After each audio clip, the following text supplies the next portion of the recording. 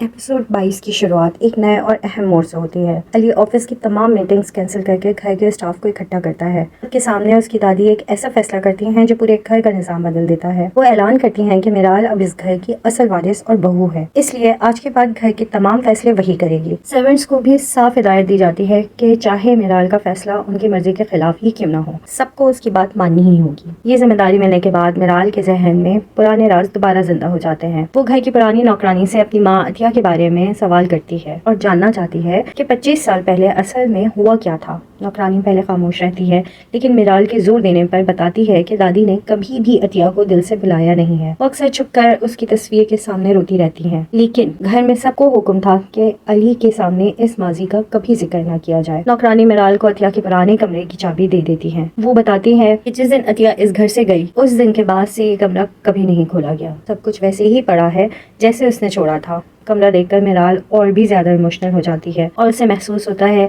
कि उसकी माँ ने पूरी जिंदगी कितना दर्द सहकर गुजारी होगी। दूसरी तरफ अली पूरी कोशिश कर रहा होता है कि मिराल के दिल से नफरत कम हो जाए। वो उसे समझाता है कि उसने कभी धोखा नहीं दिया और उसकी मोहब्बत बिल्कुल सच्ची है, लेकिन मिराल उसकी किसी बात पर यकीन करने को तैयार ही नहीं है। उसके नजदीक अली का हर लफ्ज एक नया धोखा है और वो अपने वालिदैन के साथ हुई नाइंसाफी का बदला लेना चाहती है। इसी बीच कहानी फ्लैशबैक में जाती है, जहाँ अतिया अपनी बेटी से गुफ्तगू करते हुए नजर आती है। मिराल उससे अपनी ननियाल के बारे में पूछती है, लेकिन अतिया हमेशा की तरह बात टाल देती है। फिर वो अपना दिल हल्का करते हुए कहती है कि उसका सिर्फ एक जुर्म था और वो था मोहब्बत करना। उसे अफसोस होता है कि उसके अपने घर वालों ने उसकी मोहब्बत को गुनाह समझा और उसे पूरी जिंदगी की सजा दे दी। वो उनसे कहती है कि अगर उसकी माँ का सिर्फ इतना ही कसूर था कि उसने अपनी पसंद से शादी की, तो उसे 25 साल तक इतनी सख्त सजा क्यों दी गई। मिराल का गुस्सा और उसका दर्द दोनों खुलकर सामने आते हैं। वो दादी को जिम्मेदार ठहराती है और कहती है कि उनके फैसलों ने 2 जिंदगियां बर्बाद कर दी। दादी अपनी सफाई देने की कोशिश करती हैं और बताती हैं कि उस वक्त वो भी मजबूर थी, लेकिन मिराल उनकी कोई बात सुनने को तैयार नहीं होती। उसके नज़दीक इज्जत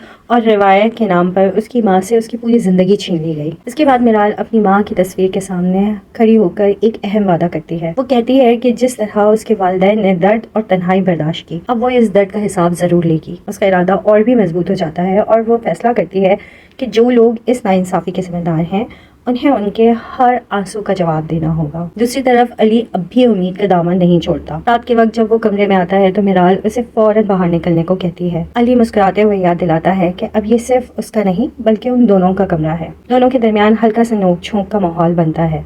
मिराल कमरा छोड़कर जाने की कोशिश करती है, लेकिन अली कहता है कि वो जहाँ भी जाएगी वो उसके साथ रहेगा, क्योंकि अब वो उसकी बीवी है। आखिर में अली सोफे पर सोने का फैसला करता है। अगली सुबह वो मिराल को एक छोटी सी बात का एहसास दिलाता है। वो मुस्कुराते हुए कहता है कि अगर उसके दिल में बिल्कुल भी मोहब्बत ना होती तो रात को वो उस पर कंबल ना उड़ाती। मिराल फौरन इस बात से इनकार करती है, लेकिन अली को यकीन हो जाता है कि उसके दिल में नफरत के पीछे कहीं ना कहीं मोहब्बत अब भी जिंदा है। अब देखना ये होगा कि क्या मिराल को अतिया के कमरे से कोई ऐसा सबूत मिलेगा जो पूरा सच सामने ले आए। क्या दादी अपनी पुरानी गलतियों का खुलकर इकरार करेंगी, और सबसे अहम बात, क्या मिराल कभी अली की सच्ची मोहब्बत को समझ पाएगी या बदले की आग उनके रिश्ते को और ज्यादा दूर कर देगी।